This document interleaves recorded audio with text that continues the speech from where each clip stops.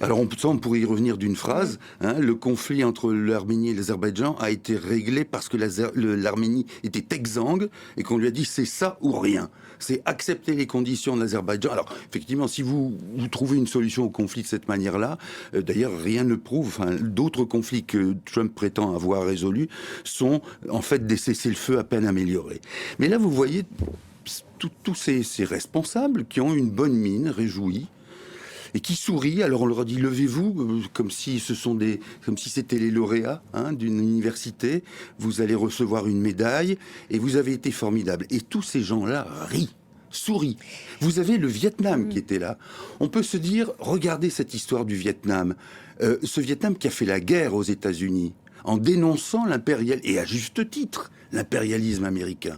Aujourd'hui, depuis probablement la guerre du Vietnam, l'impérialisme américain n'a jamais été aussi florissant.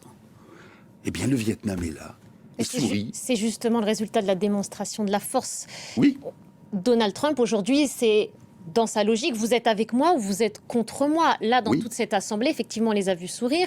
On n'est pas dans leur tête, mais on ne sait pas qui est là par pragmatisme, par adhésion, par conviction, peur de la riposte ou du chantage.